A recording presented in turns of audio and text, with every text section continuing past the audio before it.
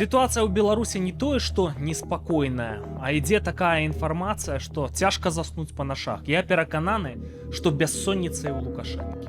У эфіры карані праблема, ўсіх вітаю. На сувязі са студыяй метадолог, філосаф, экс-палітвязень Уладзімір Мацкевіч. Добрый дзень, прывітанне ўсім. Разам з намі беларусацэнтрычны грамадскі дзеяч Сергей Верамеенко, беларуская хрысціянская дэмакратыя. Вітаю, спадарства.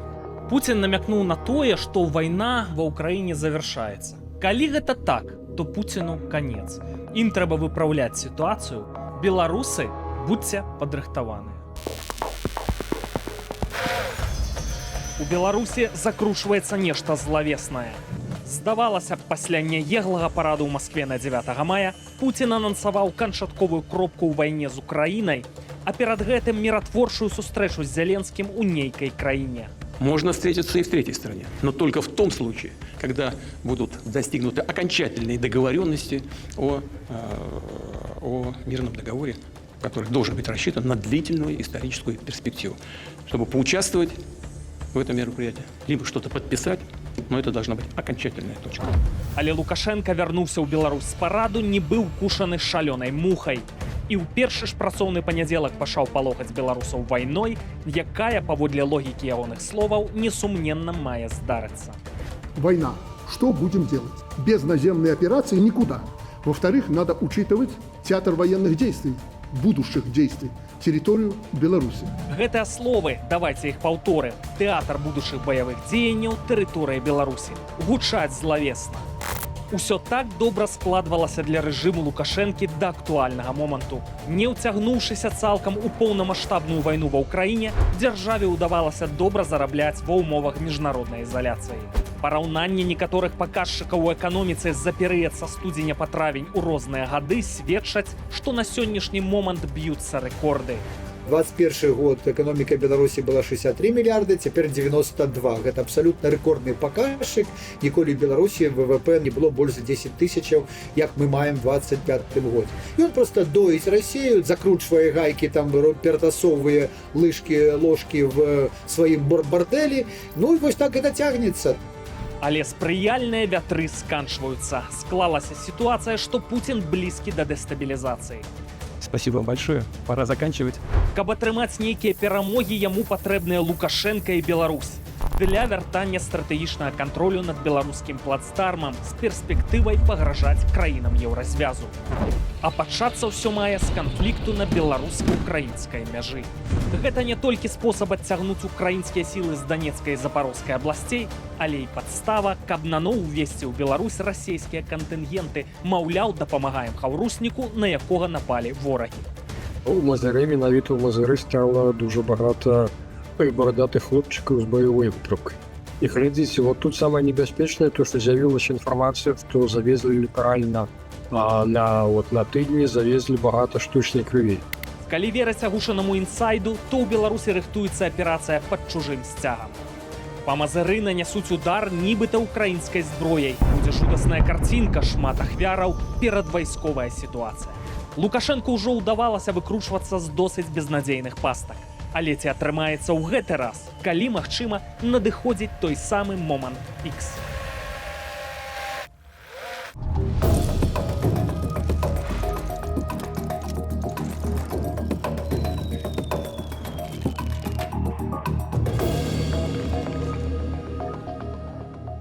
Мне робіцца страшна, калі я чытаю пра гэты Мазыр, а шмат навінаў менавіта пра Мазыр, там кагосьці прызначалі, дарэчы, кіраўніка райвыканкама, у мяне проста ціск падняўся.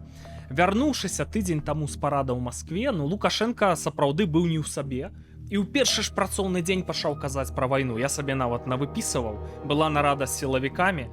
Вайна, што делаць будзем? Тэатр баявых дзеянняў у Беларусі. Потым, што там нейкія часткі будуць адмабілізоўваць, чтобы готовить их к войне. Спадар Владимир, як вам здаецца, палыхне ці не палыхне? Все складаецца так, што Россия мусіць проиграть гэтую войну. І там у Кремле, у пуцінскім атачэнні гэта разумеюць.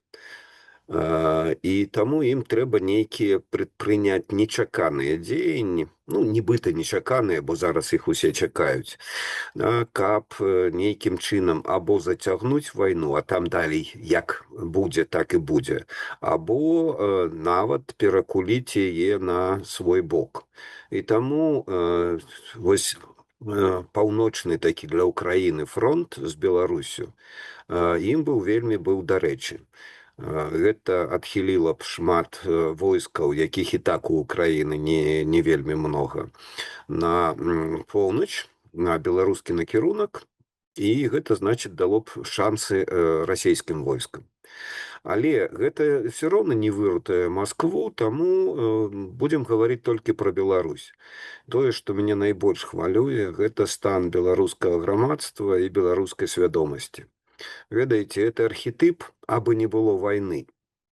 Ён заўсёды, ну, пасля другой сусветнай вайны, ён заўсёды жыў у беларусах, і нібыта менавіта гэтым імператывам кіраваліся, выбіраючы тыя ці іншыя палітычныя варыянты.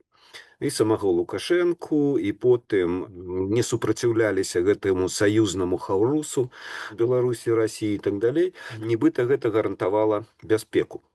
Але ёсць стары прынцып палітычна-гістарычны, што нацыя, якая абірае паміж свабодай і бяспекай, выбірае бяспеку, то яна губляе і бяспеку, і свабоду.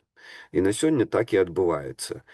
Лукашенко падпарадкаваны цалкам Пуціну, ніякіх самастойных рашэнняў не прымае, свабоды Беларусь не мае, і таму мы пастаўлены на мяжу велізарнай небяспекі для краіны.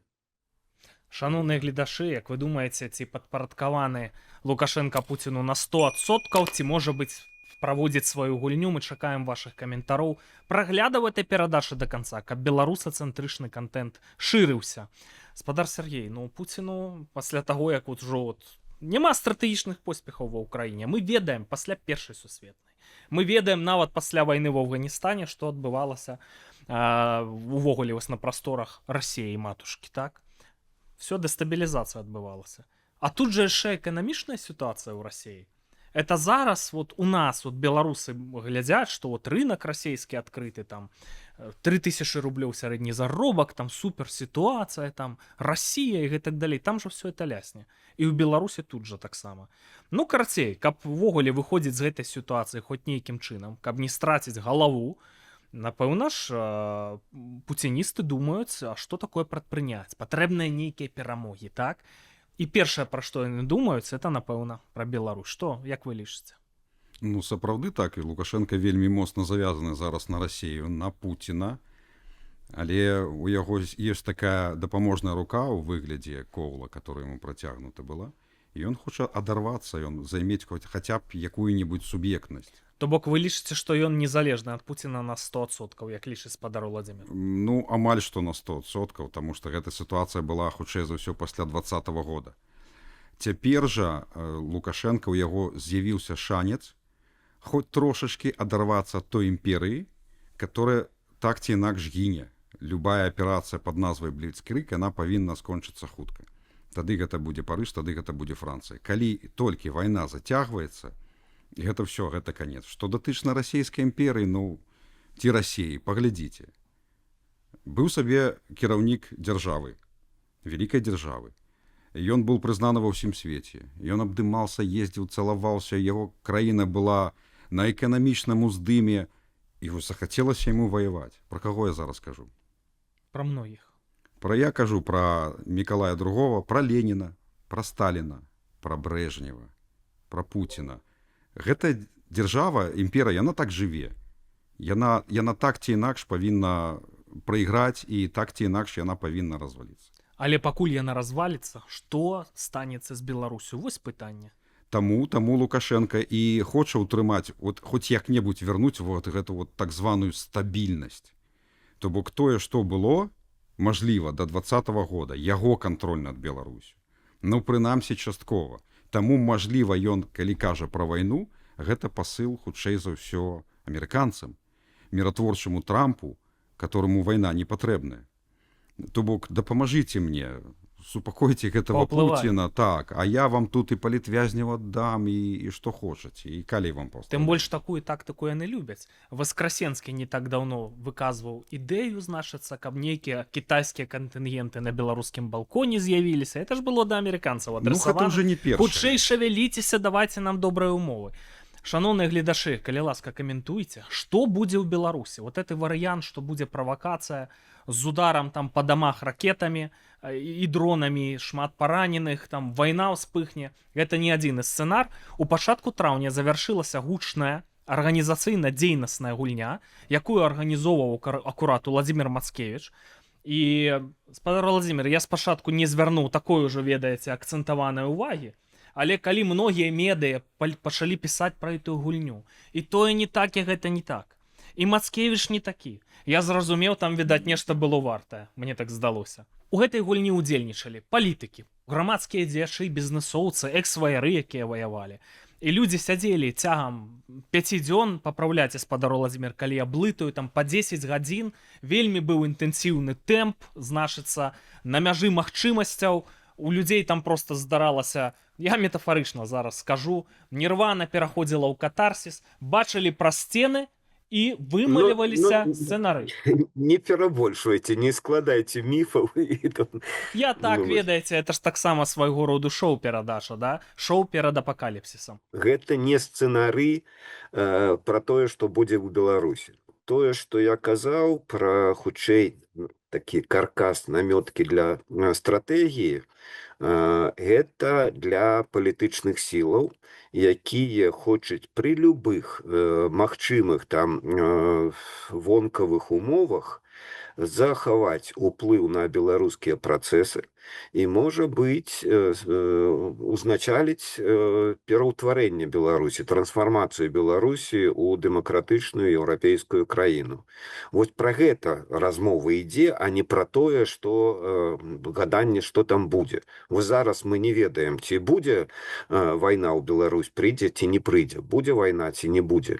І Пуцін на 100%, Лукашенко на 100% залежны ад Пуціна, ці у Лукашэнкі ніхто не будзе пытацца, каб справакаваць вайну з Украінай з тэрыторыі Беларусі. Ну, дыктатары плануюць, нябёсы выракуюць. Вот ёсць мы гэтага не ведаем. Таксама і на гульні. Я, наколькі мог, як кіраўнік гульні, вось усе гэтыя фантазіі, адхіляў. Таму асноўныя напрацоўкі ішлі по тому, што мы самі можам рабіць. Ось. І таму першая апазіцыя стратэгічная, якая абмяркоўвалася, гэта або такая стратэгія чакання, сядзець, не траціць нейкія рэсурсы, нічога не рабіць, каб штосьці страціць там і так далей, і чакаць. Чакаць, пакуль там Кол дамовіцца, ці Трамп на нешта вырашыць, чакаць, што там будзе на фронце украінска-расійскім, і чакаць, сачыць і вось быць гатовымі. Другая стратэгія, стратэгічная прапанова, это праактыўная. А што нам трэба рабіць з сабой, там, з нашымі хаўруснікамі, з эміграцыяй усіх хваляў, якія былі, там, са старой эміграцыяй беларускай, з новай эміграцыяй, рабіць, каб пры першай жа магчымасці ствараць гэтую магчымасць самім і вярнуцца ў Беларусі, пачаць пераўтварэнне Беларусі, трансфармацыю Беларусі. Ну і другая пазіцыя стратэгічная таксама была намечена, так скажем, на сцэну гульні. Ваяры парамілітарныя, прадстаўнікі парамілітарных структураў выйшлі бліжэй да канца гульні. І гэта прывяло да вельмі такога, ведаеце, уздыму, да, і энергічнага абмеркавання. Вось. І дамовіліся там пра тое, што вось гэты варыянт не бізнесовы, так скажем.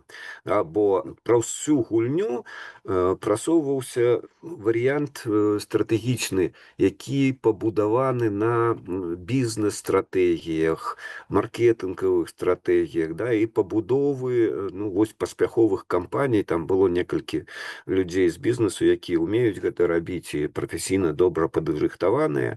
Вось, і ўсім было зразумела, што тут штосьці можа быць не так, ці трэба штосьці падправіць і так далей. Уже І такія як былі ў альтэрнат- 20-м годзе, якія на Да. гэта рабілі акцэнты, і мы ведаем, што выйшла. Яны былі, і яны будуць, і застануцца, і скідваць разліку это немагчыма, і не трэба, да? Але калі гэтай вось такой бізнесовай стратэгіі не праціўстаўляецца нейкая іншая, не абавязкова называць яе гвалтоўнай, да? Бо плошча там і іншыя негвалтоўныя метады, яны таксама спалучаны з нейкімі сілавымі такімі дзеяннямі. Мажліва, это можна назваць варыянт актыўных дзеянняў. Да. Я сабе не ўяўляю, як можна рабіць якія-небудзь бізнес-планы ў акупаванай па факце краіне. Як можна запускаць стартапы у Беларусі, которая ўся пад кантролем Расіі, па факце. Для таго, каб мелі мы сваю прастору, сваю дзяржаву, дзе б маглі ўжо свабодна планаваць і запускаць все гэта бізнесовыя стартапы, яе трэба вызваліць натуральным чынам. Я не ўяўляю сабе, як это, што здарыцца. Сергей, я тут трохі папраўлю, бо размова ішла не пра бізнесовыя стартапы. Я нагадаю яшчэ раз, вось першая пазіцыя – гэта стратэгічная прапанова, накіраваная на чаканне. Чаканне проста і вось, гэта быць на стрёме, да? А другая на праактыўныя дзеянні. Хутчэй накіраваныя на вось сілавых такіх, да, што мы павінны рыхтавацца да актыўных сілавых, можа быць, дзеянняў, не абавязкова ваенных, як вы сказалі, вось пра актыўных, да. Сілавыя дзеянні... Я лічу, што сілавыя дзеянні – это просто кантроль. Кантроль той краіны, кантроль той тэрыторыі. Калі заўтра ў нас з'яўляецца акно магчымасці, і беларускія вайскоўцы нікуды не падзенуцца, беларускія міліцыянты нікуды не падзенуцца. Так, мы павінны ведаць, што мы будзем рабіць, што мы хочам рабіць, хаця б прыкладна, каб не здарылася чарговага вось гэтага 20-го года, калі мы выходзім і што? І нічога не робім. Выходзім і ходзім. А па факце потым я гляджу гарадзенская турма, фотаздымак з дрона, дзе десяткі тысяч людзей просто ідуць вакол турмы, в которой сядзяць нашыя лідары. І все. І мы нічога не робім. Вось гэтыя летуценніцкія прапановы, калі вось мы прыйдзем там да ўлады, то што мы будзем рабіць там, да? Ні пісання Канстытуцыі, ні там пісання нейкіх эканамічных праграмаў на гульні не гучала. Можа быць, хтосьці там на групах і ўздымаў гэтае пытанне, але гэта, сапраўды летуценніцтва, яно нікому не патрэбнае. Размова ідзе пра тое, як мы будзем пераўтвараць краіну, прычым, знаходзячыся зараз не ў вельмі так добрым стане, да, мы досыць слабыя, але нават калі мы моцныя бывалі, мы праігрывалі таму, што не ведалі, што рабіць. Я нагадаю, там 96-й год. Трэба было, і вось зараз пра гэта казалі і вось Навумчык, там і хтосьці яшчэ, абмяркоўваючы гэтыя пытанні, да, што трэба было займаць будынак Верховнага Савета. Дэпутаты не захацелі пусціць людзей. Вот Беляцкі пра гэта таксама ўзгадаў, і я заўсёды таксама пра гэта кажу. Памылка апазіцыі была ў тым, што яны хацелі законнымі, так званымі законнымі метадамі там, да, вось правесці гэты імпічмент. Не разумеючы, што Лукашенко будзе абараняцца ўсімі сродкамі. І нам таксама трэба было выкарыстоўваць усе сродкі. Тое самае, 2 тыдні пасля 9 жніўня 20-го года у нас была вуліца як сіла, і мы яе не скарысталіся. Сотні тысяч людзей. Што менавіта рабіць, заранёў сказаць цяжка. Але ведаць, што трэба карыстацца сілаю, якая калі яна ёсць, на гэтыя крокі трэба быць гатовымі ісці.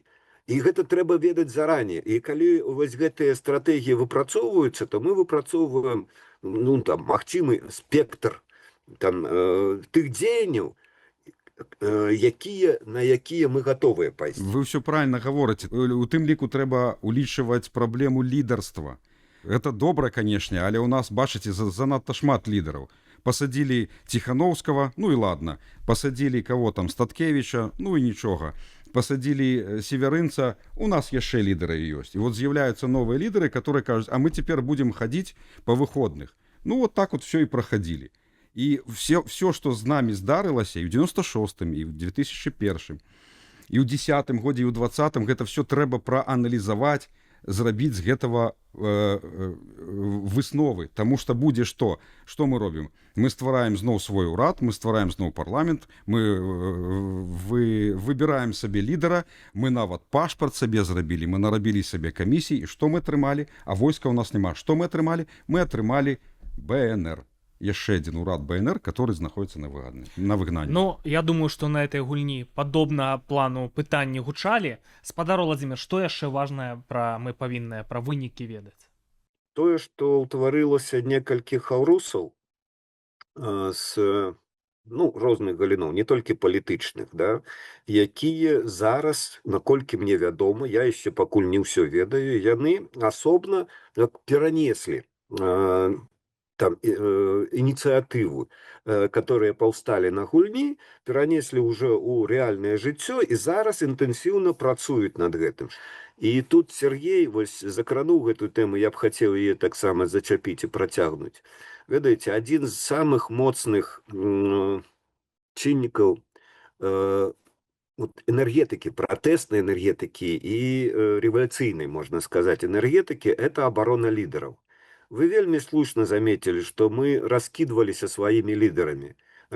Трэба адразу вставаць на абарону лідараў, як толькі іх крыўдзяць ворагі і ўлады. А калі мы аддаем там Ціхановскага, Северынца, там Статкевіча і так далей, кідаем, што ну і вось яны пасядзяць, а мы тут далей працягнем. Немагчыма. Тое самае было са страйкамі завадскімі. Я вельмі скептычна да гэтага ставіўся, бо ведаў стан прафсаюзаў, там стан працоўных калектываў. Яны толькі-толькі ініцыяваліся ў 2020 году, а старыя ветэраны просто не паспелі дапамагчы чымсьці. Да? Прафсаюзы былі разгромленыя. Каб арганізаваць страйк, трэба падстава нейкая. І усе кажу, калі вашага лідара пасадзілі, вось вам і падстава. Это адзіная і галоўная падстава для страйка на заводе. А не чакаць 3 месяцы. Там да, а пасадзілі лідара, ну, хай сабе пасядзіць, ну, мы тады пачакаем. Вось за гэтага немагчыма было арганізаваць ні аднаго страйка. І памятаеце, надо мной смяяліся тады, калі я казаў, што трэба рабіць там у верасні 2020 года. Трэба вяртаць Ціхановскую на Украіну. А, еш пасадзяць. Могуць і пасадзіць, калі мы не абаронім.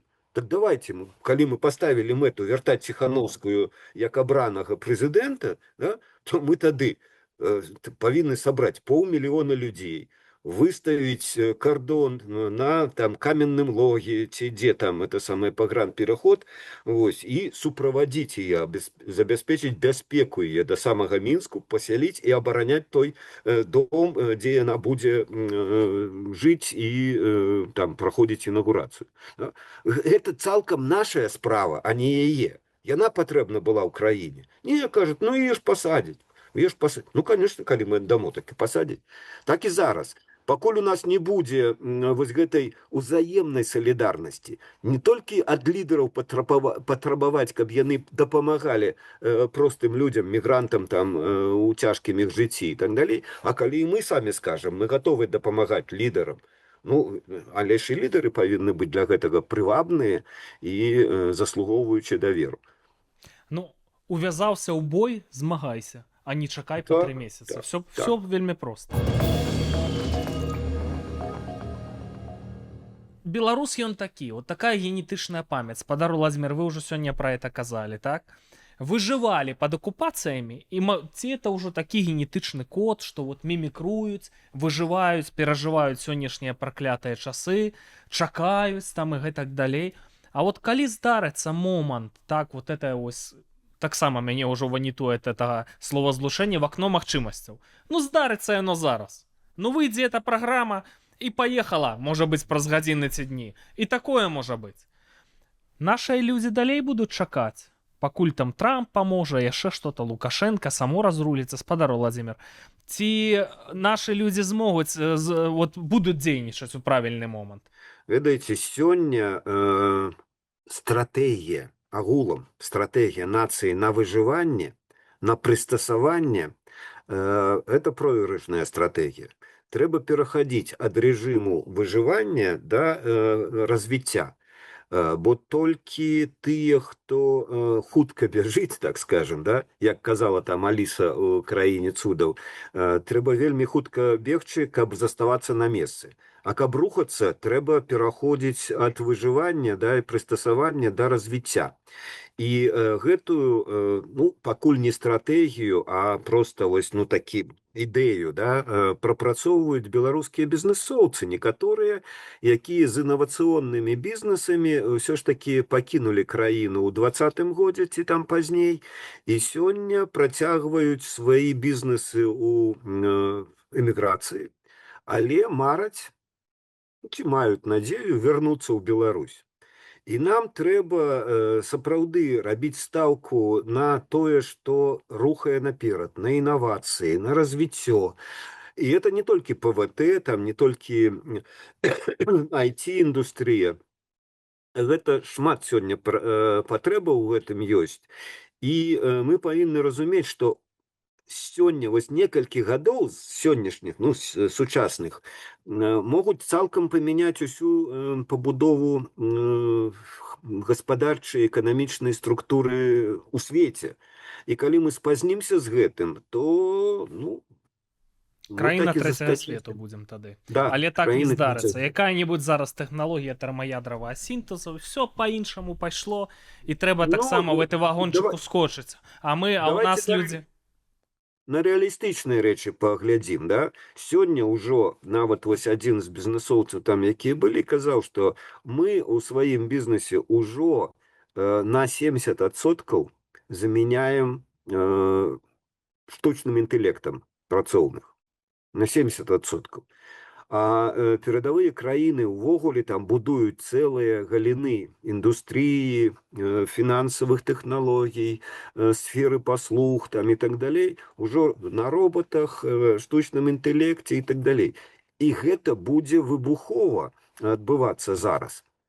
Ну, як выбухова, не ў адзін дзень, а некалькі бліжэйшых гадоў. І калі мы не паспеем за светом і не будем бегчы там у першых шэрагах, ну, вельмі дрэнна прыйдзецца краіне. І мы ставімся без прыродных ресурсаў дадаткам там ресурсна забяспечанай Расіі, у якой, напэўна, чакаць дэмакратызацыі пры там чагосьці там еўрапеізацыі не прыходзіцца. Або мы адрываемся ад Расіі і рухаемся разам з адной хуткасцю з усім светам, або... Все упирается у проблему вызволения Беларуси. Так, проблему вызволения, у проблему деоккупации Беларуси, только там мы сможем зрабіць все, что мы плануем. Але якія кроки? Як нам дайсці до гэтага? Як нам вызваліць нашу краіну? Ці просто трымаць пытанне на повестке, может, это недастаткова? Не, да кавам, ваша прапанова, спадарства. Просто хадзіць прасіцца у замежных палітыкаў, вызваліце, калі ласка нас. Моя прапанова, я думаю, не будзе арыгінальная, это, конечно, ствараць свае парамілітарныя аддзяленні, которые сёння маглі бы дзейнічаць, напрыклад, у складзе адной з краінаў еўразвязу, не абавязкова называць іх беларускай арміяй ці беларускім вызваленчым войскам, але тым не менш гэта могуць быць падраздзяленні, которые будуць працаваць і которые будуць гатовыя кантраляваць сітуацыі падчас наступнага акна мажлівасцей. Выбачаеце зноў за эту фразу. Тым больш, што я не хочу нават слухаць тых палітыкаў, которые кажуць, што это нерэальна, ні адна краіна на гэта не пагодзіцца. Вы запыталіся ў гэтых краінаў, у гэтых дзяржаў, у гэтых кіраўнікоў, пагодзяцца яны ці не? Ну, ў 22-м годзе просто баяліся. Ну, чакайце. У краінах еўразвяза, да што што вы, не дай Бог. А што нам рабіць з арміяй Сергей, Деголя? это велизарная проблема. И Слухайте, праблему я вам распавяду чыста гістарычна. Армія Деголя, так? Потым армія Андерса, армія польская, которая была створана Савецкім Саюзам, Нормандыя Нёман і так далей. Гэта людзі, которые воевалі ў сваіх нацыянальных падраздзяленнях. Булак Булаховіча падраздзяленне. Булак Булаховіча, дарэчы, который пайшоў на дапамогу случакам менавіта з тэрыторыі Польшы. І нічога з гэтым маскавіты не маглі падзелаць. А потым Эстонію вызваляў. А потым вызваляў Эстонію. Так, Вось. а вы разумеете, чаму украінцы сёння, ну, афіцыйны Кіеў, да, не хоча стварэння буйных беларускіх фарміраванняў ва ўкраіне? Чаму Літва адмаўляецца, ну ці так, вельмі холадна ставіцца да парамілітарнай групоўкі, якая існуе ў Літве? Давайте мы ім растлумачым, навошта ім гэта трэба. Не нам трэба, а ім трэба. Навошта это трэба ім? А як гэта растлумачыць без падставовых дыпламатычных ресурсаў? Недахоп нават тых же самого асабістага складу, так? Ну, беларускія вайскоўцы з парамілітарных якіх-небудзь там падраздзяленняў, яны маглі б хаця б дапамагаць ахоўваць мяжу з польскага боку. Напрыклад, гэта я зараз прыдумываю, але знайсці, сесть, зрабіць... А я не прыдумываю. Бо на гульні прысутнічала 3 чалавека з Украіны. Гэта вельмі добра. З такімі з мэтамі выведкі, але там што-нішто абмяркоўвалася і гучала. І ведаеце, якая рэч вельмі прынцыповая і якая будзе вельмі непапулярнай у беларускім асяроддзі, што мы, як адзін народ, і нашыя палітычныя структуры павінны ўзяць на сябе адказнасць за пераемнасць дзяржавы і таму адказнасць за тыя злачынствы, якія беларуская дзяржава зрабіла супраць Украіны. А якія злачынствы, пра якія злачынствы вы гаворыце? Пра тое, што з беларускай тэрыторыі пайшлі войскі на Кіеў. Чые войскі? Беларускія ці расійскія? Зараз, вось глядзіце. І вось тут цікавае пытанне. Хто дазволіў гэтым войскам захадзіць на тэрыторыю Беларусі? Можа, прэзідэнт? Беларуская дзяржава. Хто прадстаўляе зараз беларускую дзяржаву? Назавіце мне. Пачакайце, зараз мы не маем прадстаўніка паўнамоцнага беларускай дзяржавы. У нас няма прэзідэнта, у нас няма парламенту, у нас ніводнага легітымнага органа няма. Калі мы будзем лічыць Лукашэнку за кіраўніка дзяржавы, то давайте тады его прызнаваць. Гэта ён прапусціў. Калі мы кажам, што Ціханаўская прэзідэнтка, то яна расіян не прапускала. Мы не маем афіцыйных прадстаўнікоў беларускай дзяржавы. Расійскія войскі ішлі без дазволу беларускай дзяржавы.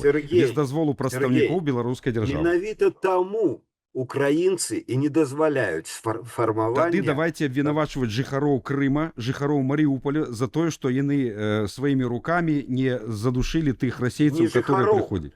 Справа не пра жыхароў і асобных людзей, а справа пра пераемнасць дзяржавы. Ці тая дзяржавная... Я вам кажу пра тое, што не трэба казаць, што беларусы адказныя за тое, што расійскія войскі прайшлі праз іх тэрыторыю. Гэта не так, абсалютна. Беларусы выказалі сваё стаўленне да Лукашэнкі ў 2020 годзе. А расіяне падтрымліваюць свайго Пуціна дагэтуль, таму што ў іх такога ж самого 2020 года не было. Яны масава не выходзілі. Гэта адказнасць расіян. Беларусаў нельга вінаваціць. Ну давайте паслухаем спадара Владимира. Добра, я вас слухаю, але беларусаў нельга вінаваціць у тым, што расійскія войскі праходзілі праз Беларусь. Выбачаюся, я слухаю вас. Ну, бачыце, як вы завяліся на гэтае пытанне. Таму што вы не першы з гэтымі наратывамі выходзіце. А я і папярэдзіў, што гэта вельмі непапулярная тэма ў беларускам асяроддзі і сустрэне супраціў. Але калі мы прэтэндуем на перабудову дзяржавы, і тыя, хто палітыкі, якія хочуць узяць уладу, павінны вырашыць для сябе пытанне. ці будуць яны несці адказнасць за беларускую дзяржаву, якая сёння з'яўляецца суагрэсарам у вайне з Украінай. Калі гэта Калі будзе мы Карпенкоў, то ён будзе несці адказнасць. Калі гэта будзе дэмакратычна абраны кіраўнік, то як ён можа несці адказнасць за таго гаўляйтара? Ніхто, прабачце, ніхто не падтрымае такога кіраўніка дэмакратычнага. Хто вам такое сказал, што ніхто не падтрымае? Мне сказали украинцы это, и Украина это ведает. Слухайте, Пытайтесь у Зеленского. гэта не ўсе украінцы вам сказали, я ведаю але калі іншае заводіцца меркаванне. размова там пра рэпарацыі ў будучым, адказнасць беларусаў з тымі людзьмі, якія канкрэтна ваююць на вайне, вот это азоўцы, там 3-я штурмавая брыгада, а гэта сур'ёзныя структуры. Вот зараз выхадзец з 3-й штурмовой брыгады і Азова, гісторык алфёраў, кіраўнік Украінскага інстытута памяці. Яны вельмі асцярожна. Вот тыя, што ваююць, яны не кідаюцца словамі. Рэпарацыі, там кантрыбуцыі і так далей. Яны вельмі асцярожна. Яны разумеюць стратэгічную значнасць Беларусі і кажуць, што любымі спосабамі это для нас найважнейшае пытанне. Любыя гарызантальныя сувязі з Беларусю, завязацца, там новы геапалітычны цэнтр і гэтак далей. А розных дзелкоў, якія там вот все рэпарацыі плаціць. Евгений, калі карыстацца такой логікай, то тады палякам можна прад'яўляць рэпарацыі патрабаванне, выбачаюся, украінцаў да палякаў за тое, што з іх тэрыторыі ў 41 годзе. Я ўжо не кажу пра вугорцаў, пра чэхаў, пра балгараў. Аднак ніякіх рэпарацый не было. Яны несуць адказнасць. Гэтыя краіны, хаўруснікі Германіі ў другой сусветнай вайны... Хаўруснікі, так, Польша не была хаўруснікам, Польша не несе адказнасць. А Польша не была хаўруснікам. Чаму не была? Немцы ішлі з акупаванай краіны. Чаму не была? Таму што польскі ўрад выехаў. У Польшы не было паўнамоцных сваіх прадстаўнікоў дзяржавы, таксама як няма зараз у Беларусі. Няма іх. Нават той квёлы прадстаўнік дзяржавы, тыя прадстаўнікі, яны павыязджалі і прад'яўляць беларусам, што яны не прыдушылі ні расейцаў, ні лукашыстаў там рукамі сваімі, голымі, ну гэта не зусім правільна. То бок, это не наша дзяржава. Гэта наша дзяржава, але яна То акупаваная. бок, мы не претендуем на Паслухайце мяне, яна акупаваная. Наша дзяржава знаходзіцца пад акупацыяй і кіруе ёй па факце расійскі гаўляйтар Александр Лукашенко. Спадарства, ну тэма відавочна, што яна актуальная, таму што, канешне, людзі несуць адказнасць таксама. Многія сядзелі гадамі з языком в адным месцы, чакалі, што за іх нешта зробяць і таксама павінныя несці адказнасць, так? Ну, по гэтай жа логіцы можна тады і украінцам Не прэтэнзіі звярталі ўвагу прад'яўляць. можна, всім можна За тое, што яны прад'яўляць. падтрымлівалі Але Лукашенко. тое, што пачалі абмяркоўвацца нарэшце важныя пытанні, правільна расстаўляцца акцэнты, вот эта гульня спадара Владзіміра, яна спрычынілася да гэтага. Это ўжо вельмі добрая дынаміка, і гэтым і скончыцца. Вот этымі сцэнарамі, там вызвольнымі войскамі і гэтак далей, як краіну ўзяць пад кантроль, гэтым і скончыцца, не можа быць інакш. І абсалютна это правільныя рэчы, што ад рэжыму выжывання да развіцця трэба пераходзіць, і нашы шаноўныя сябры нас проста не стане. Ведаеце, трэба мяняць рэжым. І нам не важна якасці там асабістыя тых ці іншых людзей, уключаючы і Лукашенко. Увогуле пра яго трэба як можна меней казаць. Увогуле забыцца пра яго. Рэжым, ён і ёсць рэжым. І ў гэтым рэжыме яны ўсе аднолькавыя. Вот гэтыя 2 мільёны ці мільён выціснутых беларусаў за мяжу, людзей з рукамі, з нагамі, з мазгамі, гэта не просто так робіцца. А тут, оказывается, панаехалі русакі са сваей рускай умоўнай культурай, са сваімі традыцыямі, са сваім рускім мірам. І куды яны прыехалі? Яны збеглі ад бамбёшак, яны збеглі ад мажлівага прызыва, яны жывуць там, дзе ёсць WhatsApp, дзе ёсць Facebook. Для іх это вялікае шчасце. Вось для іх менавіта тэрыторыя зачышаецца. Хто гэта робіць? Праз каго гэта робіцца? Да, вось да. Гэта ў гісторыі вядомая палітыка, так, зачышэнне тэрыторый, перасяленне, я думаю... А потым рэферэндум правесці. Мы сёння пра это ў аўтамабілі гаварылі са спадаром Сергеем, пра то, што ён і я калісьці нашых нашчадкаў у Беларусь закінулі з іншых краін. Добра, што братніх там з Украіны. Но таксама это была тая самая палітыка. З аднаго месца... Наадварот выкінулі ў Сібір. Так, то ж І- самае рабілася ў Латвіі, напрыклад, дзе зараз Да. вялікая праблема, і ў Літуве, а я пра Крым ужо ўвогуле маўчу. Да, І пра Чечню, да, дзе цэлым народам дэпартацыя адбывалася. Людзі нашы разумеюць, я думаю, цудоўна, што адбываецца. Я гляджу просто вот прафесійным вокам на рэакцыю в соцсетках, там, што там, як рэагуюць на вот этих прыехаўшых. Можа быць, там розныя людзі бываюць. Ёсць расейцы з Масквы, прыехалі беларускую мову вучаць. І з такім гонарам пра гэта расказваюць у роліках у тиктоку. Нашы дзеці там зацікаўленыя, розныя ёсць. Я не хачу быць шавіністам, не хачу уподабляцца вот этой навалашы, так? Ну, агулам нашыя людзі разумеюць рызыкі. Шаноўныя госці, дзякую вам за ўдзел в этой праграме. Ужо вось скончыўся час просто.